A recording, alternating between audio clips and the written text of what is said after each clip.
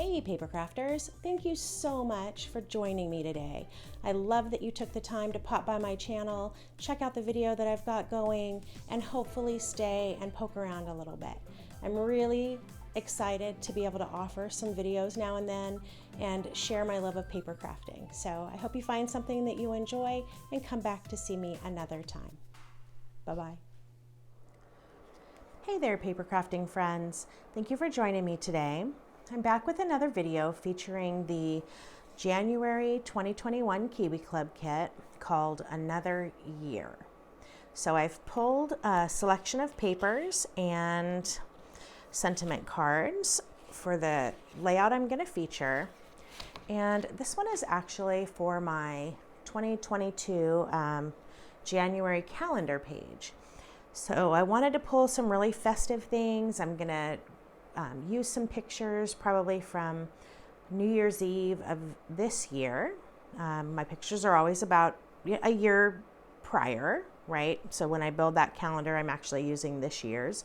So it's always really fun to look back and remember those memories. So I've got this really fun paper full of the champagne flutes, clock, confetti, fun words. So I'm going to use that. This great stripe, this turquoise, and then this black has got kind of a word collage on it. Let me hold that up a little bit more so you can see it.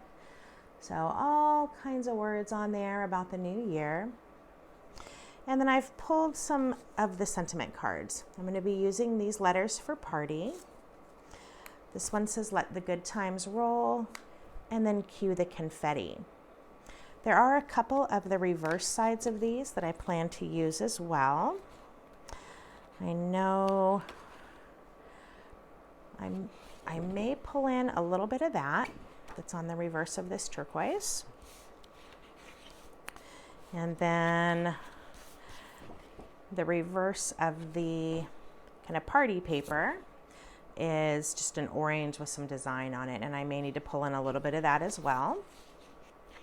And then I had a couple of pieces that were already cut from the last layout that I did featuring this kit. So if you remember or saw that video, I had featured funky frills, and this was some of the scrap that was created from that project. So I am going to be using this little piece, and that's kind of what got me started with this palette. So let me go ahead and get the templates laid out, and I'll show you where we are so far. Remember, this is a calendar page, so I make it a little long because it comes down into the month under all of the original one-page design, but it can easily be modified into just a single page layout if you're not a calendar person. So I'll be right back. All right, this part's always a little bit tricky to see if I've got the templates laid out on white, but I do want to show you how I am pulling this together. I pulled the Good Times template, which is the Good Times 5, and that's the template out of the newest kit. And so it's just that fun swirl. And what I'm doing with that is anchoring just 2 4x6 photos. And then I pulled this Good Times 3, which I just thought added that really fun, playful look. I'm going to put that at the end here. And then I want to use a tag at the other end. Okay, so something like that, really just anchoring and framing in these 2 photos. Up at the top, I'm going to use Good Times 2, which is that fun little banner. And then because it's got such a fun party theme and it's New Year's Eve, I went ahead and pulled the hat from the party set. So hopefully you got that. If you weren't a club member at the very beginning, hopefully you got that when they reissued that set. And then I've also got the confetti out of the Good Times kit. These are going to be interesting to cut. So if I come up with any tips or tricks for that, I'll share it with you. But I thought maybe a couple of these larger pieces of confetti, and then I can just cut some tiny little triangles to scatter around. Okay. Down here, as it moves into the month part of the calendar, are those pieces that I told you I had left from that previous layout. So these are going to decorate this section here. And then I pulled the Captions 1 template, and I've this is going to be used with the Cue the Confetti card, just to get that fun little sentiment out of there. Okay, that should be about a perfect spot to go ahead and do that. And I think that is about it. I already checked with my stamp set. My January will still fit right here, which was pretty important to make sure I wasn't taking up too much of my space. And I think I'm ready to make some paper choices and get this going. So I will be back and show you how I pulled that together. One of the things that I wanted to show you this time is how to kind of frame in some of the things that you might be doing with a sentiment card. For example, I know that I want to use this Cue the Confetti with this Captions template. So I'm going to go ahead and trace this.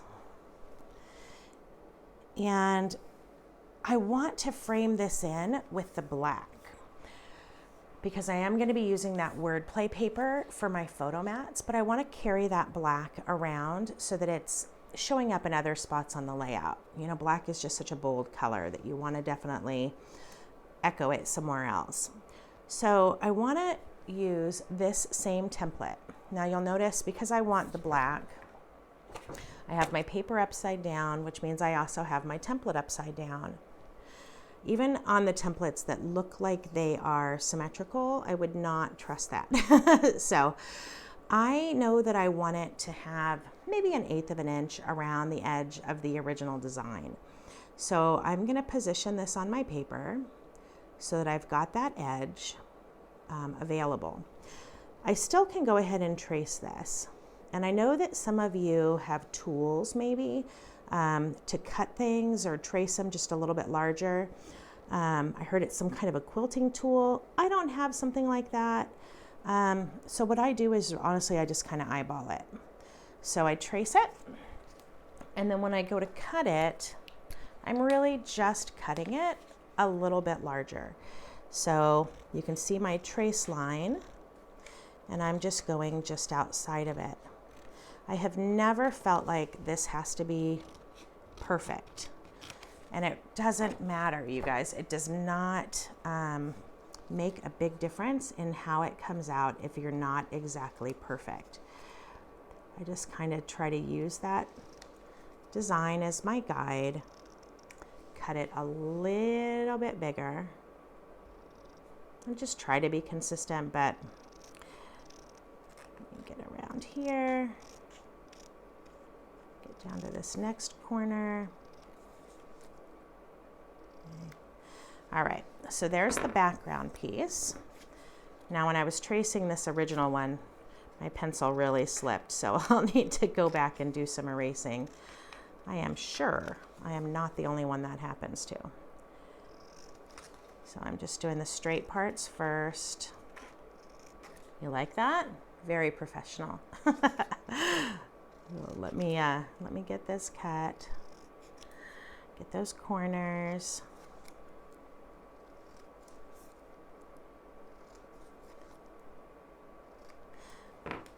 And then when I go to layer that, let me put it on something darker. When I go to layer it, I get that really nice edge, kind of like it's matted. So just kind of keep that in mind when you're working with these pieces that maybe you want to pop a little bit more. I'm going to be doing something similar with this one, the Let the Good Times Roll. I'm going to be putting that on this small tag. And I already need to bring it out just a little bit when I trace it, but I'm going to then use that to create an even larger tag to mat it on, to bring this orange, like really deep orange paper from the lower part of the calendar up into the top part. So just another idea to kind of help you, you know, as you're creating. You will notice I have some little tiny scraps from what I just did from cutting those little corners. And I'm going to hang on to those to be some confetti on my page. So especially with this particular set, I don't think anything is going to be a scrap. I don't think anything's going in the garbage can. I think it's all going to be something. So just kind of keep that in mind as you're creating with this kit, that you may want to keep those. because I normally work in a 12-inch format, I do a lot of double page layouts. It was really hurting my heart to cut this paper, like cut this piece out and then cut this right here, because I was going to end up with some really kind of odd shapes. So I came up with an idea about how to do this so that I end up with some good usable scraps left. So I thought I'd show you in case you are somebody that that has a mind like mine and is like, I can't do that. So I'm going to go ahead and mark this end piece because I know that I do want this. But you'll see that when I traced it, I moved it up on my paper a little bit so that I've got some space here. And then of course I have this beautiful curve here as well. All I'm going to do is flip this template over. And you think about how many of our border templates have that fun like dip. So by flipping that over and lining this end up, I'm just going to continue my trace like that and like this. So what that's going to end up doing is allowing me to cut this piece, and I will have kind of an odd scrap here that I could use for something, but I'll have a 12-inch border that has this lovely line there, and then I've got another 12-inch piece here that mirrors it, so I can just do a straight cut, and I've already got a border cut for a future project. So just a thought as you're working, you know, ways to make the most out of your paper and not end up with unusable scraps. All right, here's my last cutting tip for the day. I promise I will let this video end at some point. I want to cut this Good Times 3, and I wanted to use kind of that deep orange. Now, when I looked at what I have of my paper, I definitely have enough of the large sheets, but with what's on the other side, I just don't want to use it all up. I want to save it for another idea. So I have this countdown card that I'm not likely to use. So I went ahead and turned it over, and yes, the color is perfect, and yes, it's a little bit small, but this is what I'm thinking. I already know I'm going to layer something else right here in the center. So I'm thinking that I can trace this, and I'm going to kind of center it, getting as much of it as I can on, with all the way down to the tips of these, but I also want to leave as much space as I can up there. So just bear with me for a second. Let's see if I can make this work. I switched to a sharper pencil because that other one was so dull that I was really making some crazy trace lines. Okay, so I've got those 4 traced. Let me get this piece. I've got these left. I'm hoping that I can get them right up here. So I can do one there, and I'm just going right along that other line. And I can do one over here. And it really doesn't matter which one. These are all very similar shaped, but right along that same line where I'm going to be cutting anyway. Okay. So now all I ended up using was a sentiment card, but I'm able to get all of these pieces. When I connect it together, I'm going to leave these 2 that I traced just a little bit longer so that I can connect them to this kind of centerpiece. And then I already used this template. It's called Simple. I already used this one, and it's just very similar to one of the Tiny Charm templates. And this is going to go right over that middle anyway, so it's going to cover any of the seaming that maybe would catch your eye. So just kind of a thought about, again, not using your large pieces for all your detail work if you have extra sentiment cards, which I usually am not going to use every single sentiment card, and so this is a good solution for me.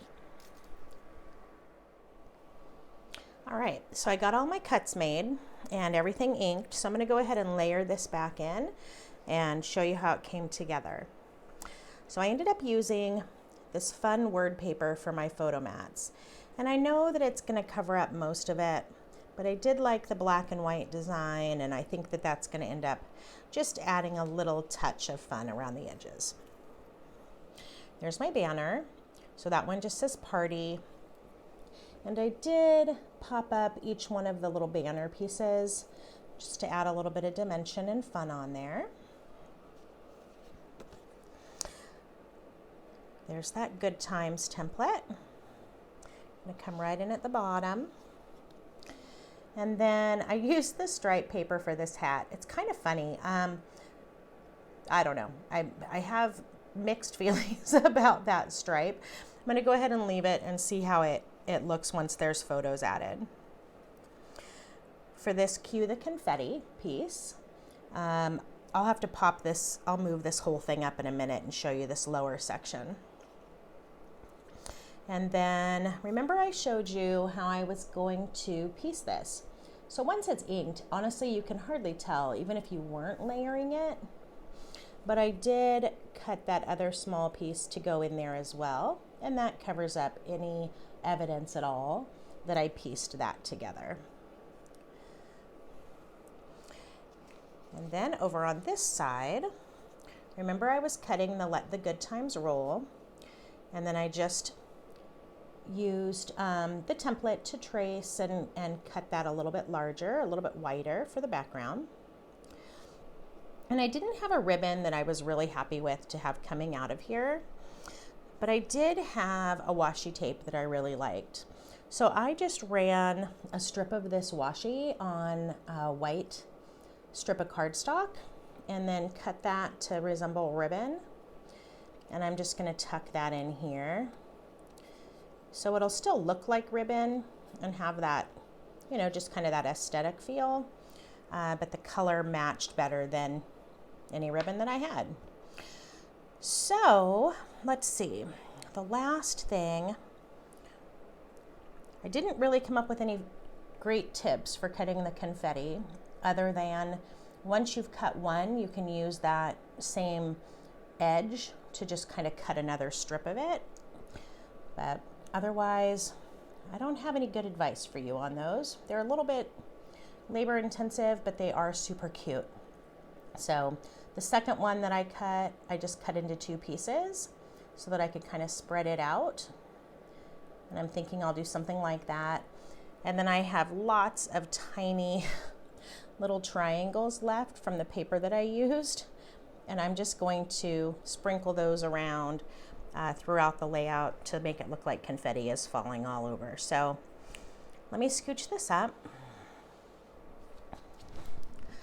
And that allows you to see that bottom section. So here I've got that Cue the Confetti. Remember, these were scraps from a previous project, but that's how that came together. And then I have room to stamp January here. So again, if you're just doing a single page layout, this top section would work for that. And then if you're doing it more as a calendar layout, then there's that extra piece to go down at the bottom on the calendar piece. So I will take some close-up pictures of this after I get everything adhered down. I did ink today with Tim Holtz Distress Ink. I used the black soot today. Anytime I've got a lot of black in my layout, I tend to use the black soot instead of the vintage photo. So hopefully you got some fun tips as you were working and got some ideas about another way to use this kit. I really appreciate you popping in today and spending some time on my channel. I hope to see you back here again soon. Thank you. Bye-bye.